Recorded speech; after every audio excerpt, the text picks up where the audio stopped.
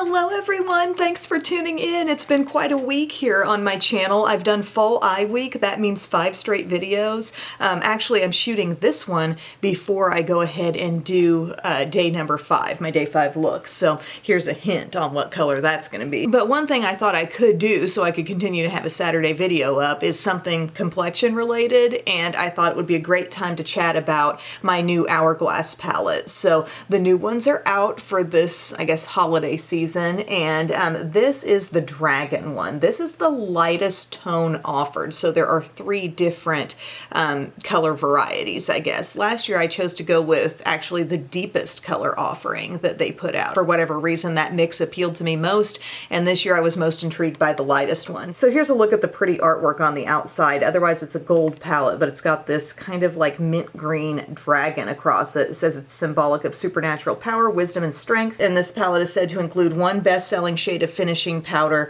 and 5 brand new shades of finishing powder, blush, and bronzer, and highlighter as well. So here's what it looks like on the inside. And when I saw this one, I was really like thinking about this light shade of finishing powder, and I just kept thinking, I want to experience that palette this time. If this is going to be like a little more on the brightening side or whatever, I think I'm going to like that. And I felt like the 2 tones of blushes looked appealing. And in my experience with Hourglass palettes, even if I go for a less rich option, the blushes always feel pigmented and like something that's showing on my skin. My one concern was, is the bronzer really going to be deep enough? This is a soft bronzer, but it does show on me, and we have this highlighter here as well.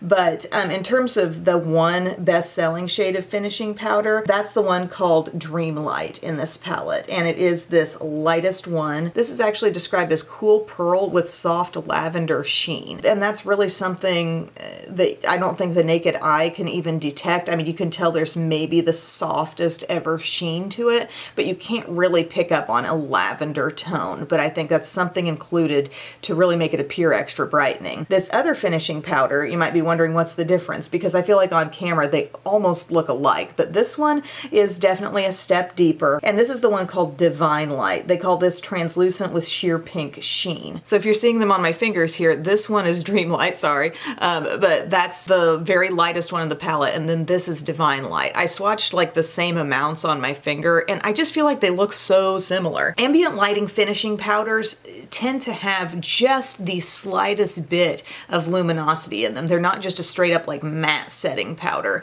and I even feel like the amount of luminosity in those shades is so much alike. The best parts of this palette for me are the blushes. I really like both of those tones. I think they each are different enough from one another that you can distinctly tell the difference when you pop them on your skin. Bronzer, like I said, workable for me, not super dark, and I knew that going in, but I went for it. And then the highlighter is really beautiful. It's maybe one of the more intense highlights that I've had in a palette like this. You can see on my finger it looks straight up metallic, and it can really go there on your skin. So right now what I've got on, I've just got on my Revlon Color Stay foundation in Dune. I have Revlon Flex Wear Concealer with that. Underneath it, actually, I'm wearing my Catrice Skin Glaze Hydrating Serum Primer. I set my under eye with Maybelline Fit Me Loose Powder, and I thought we'd just go in and apply this together, and you can see how these steps go on. But packaging wise, this palette feels like a metal palette, and it's got that magnetic closure. And I did want to say that if we're doing a little comparison here, like I said, last year I chose the deepest color option. I customized it to have the owl lid, but it's this dark. And if you want to see what a darker tone palette up against the lightest one looks like, that's kind of the difference you see. Blushes are more vivid in this one. Bronzer's a little deeper. It's kind of like, what's your priority? What type of product do you more so want to play with? Not that you can get this palette now, but I just thought you might want to see a color reference when I talk about lightest or darkest. The palette that this actually reminds me of in terms of recent Hourglass palettes is this Elephant one. It has a couple of really light finishing powder shades, although I think the Dragon ones are even brighter than that, but subtle bronzer, a little bit cooler in this one, 2 blushes that really show, and a metallic highlighter. So it's really not too far off from that in terms of the overall look that it gives. One thing I want to do first before any of the more colorful products go on, I want to take some of this lighter shade, and I'm just going to use this small like little kind of blendy brush from Profusion. I'm going to go to this lightest one, the Dreamlight, and I'm going to put this kind of like right in this area. Keep in mind I've already set I'm not using this to set, but I wanted you to see that it does do some brightening, because I feel like that now looks a bit more blurred and brightened compared to this side. Now I'll apply over here. So if you're wondering, like, how do you use those things? I kind of like this more brightening one in this specific zone where I like to keep it really nice and bright. I'm not relying on it as a full-on under eye setting powder, but I feel like it blurs this area out a little bit. And I like to keep that there. And then I just take the other one and I'll use that as like a finishing touch all over my face when I'm done. The next thing I'll do is go to this bronzer shade, which is Soft Bronze. That's that color. And everything else besides that color is brand new in this palette. So you won't necessarily find these shades elsewhere, although you might find close shades in other palettes. But the only marbled one in this palette that I have is that blush up top. But I'm applying this bronzer, and I think you can see, giving my skin a little dimension here. It has a very similar finish to that blush, which is kind of a soft satin finish. You're not going to get a lot of like easily distinguishable shimmer on your skin, but I can kind of sense that I'm not working with something that's fully matte. But see how natural that does look? I'm going to use some as a contour here. For my skin tone, I feel like for even a little bit deeper than me, I think this could work fine. If you're getting much deeper than a straight up medium skin tone, I'm thinking this bronzer probably wouldn't show a whole lot. It's on the subtle end, but it is buildable. And it's actually really contour friendly because even as you saw compared to the Elephant palette, you know, it's a little cooler. And it's something a lot of people like about the ambient lighting palettes and just this whole range of product. The powders go on in a very light way, so not at all heavy on the skin, and a total absence of a heavy look on the skin as well, because there tends to be just even the tiniest bit of luminosity in everything involved, okay? So it's really easy to look blurred on the skin. It's really easy for everything to look blended. I know I've said this before about these kinds of palettes, but kind of hard to make a mistake, hard to mess up. For my blush, first off, I could pop up a picture where I'm only wearing this one. I really like this marbled shade. It feels like coral with like a deepened rose gold shimmer throughout, and it comes off as a beautiful like peachy tone. Today I'll go with this shade right down here. And it's going to be like a soft rose. To me, it almost makes me think of baby cheeks for whatever reason. Like, it's just so delicate, but still very, very visible, you see? Not struggling to build it up. I might go over it a time or two, but there's just a beautiful softness. And just really walking that line between, like, is it matte or is there a barely there shimmer in it? And there is just a barely there gentle sheen.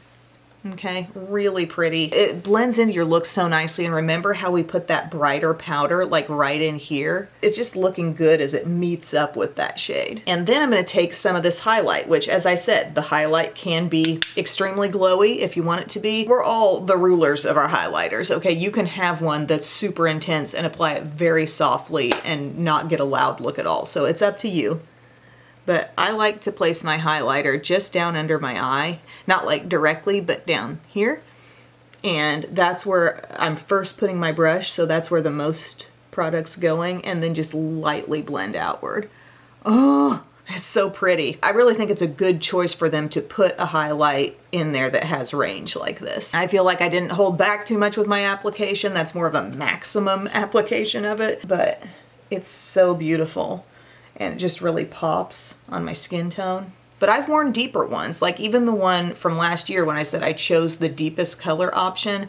That one looked more golden, but it still showed up beautifully on my skin tone. So they do a smart job putting together these shades. So there's that. I've always got like a little more light from my lighting hitting me from right there. Sometimes this cheek doesn't look as bold, but it is. And then the last thing we can do is take that other finishing powder shade here and just get a little bit of that on a small to medium sized brush. And I'm gonna sweep that all over my skin. And I feel like what this does, it just gives an added layer of softness. Like I said, these have a sheen that is just barely detectable, meaning most of what you're getting across your skin is something that's really going to, I think, perfect and borderline mattify the surface of your skin. Like, you might still be seeing that glow through to the highlighter, but surface of my skin feels super uniform, super even, and I just think it always looks better after I take that last step. And now that you've had a chance to kind of just see my cheeks with the one more rosy blush, what if we do pop on a little bit of this?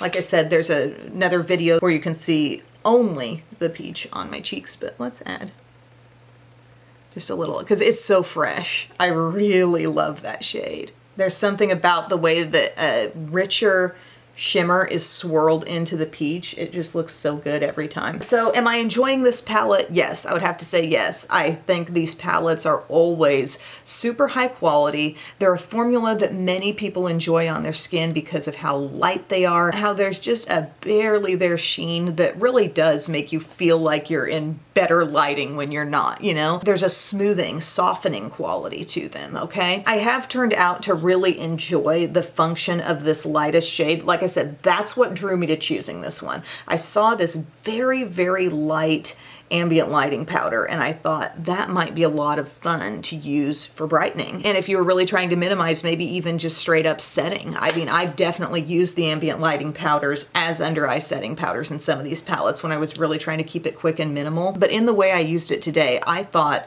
it really served a purpose for me. So I'm liking that. But in an overall uniqueness standpoint, I mean, I could pull out that elephant palette and be like, there's a lot of similarities here. You know, maybe the blushes are a little different, but it's a similar vibe and overall functions of everything, you know? But I have a hunch that those of you who are enjoying palettes like this, and those of you who kind of seek out this type of palette, it's maybe not full-on uniqueness that draws you to it. It's the quality of the powders and the way things come together to create a really effortless, easy look. And I am glad I chose this one. I'm really feeling like the contour is enough for me, and that's usually the top concern with the lightest shade of any kind of face palette. And I have a light skin tone, and that works for me. It does. If you want to follow my link below and check out the other options, one palette has an eye on the front and one has like water lilies. It's really, really pretty. The water lilies one, that third color option, looks very rich this go round, and I didn't feel like anything in there would be like a light brightening powder on me, so that's really why I didn't choose that one. I stopped and considered the eye one, but kept coming back to this because I was just so intrigued by those ambient lighting powders, and I'm really convinced that they serve a nice function on the skin for overall softness, blurring, just making the skin look better.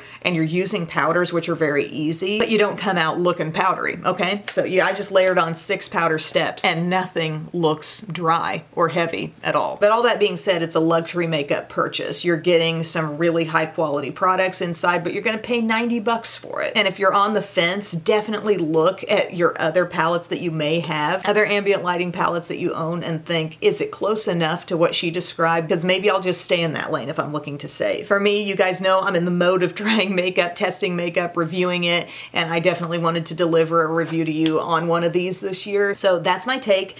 I'm gonna go ahead and shoot an eye tutorial, and then I'll come back so you can see in this video what the finished look with this palette on comes out to be. So here's my finished look wearing this palette and with my full face done. Probably a great contrast from the way you last saw me, but it's fall eye week and today was the burgundy day. So I wanted to go rich on the eyes and the lips, and I love the way it turned out. But paying attention to the complexion, we've still got a lot of softness. It looks almost like my skin might be dewy to the touch, but it's not at all. But even looking up close, nothing looks heavy. It's a really beautiful palette. I have to say the quality in here is always satisfying. It's just a matter of, is it unique enough for you? Is it offering enough differences from other palettes that you've tried to make you be like, yes, I need that one? What made this feel extra special to me was how brightening that was. And actually, now that my whole eye look is done, I'm not trying to tattle on Sydney Grace with that eye look, but I did have just a touch of fallout that I dusted away.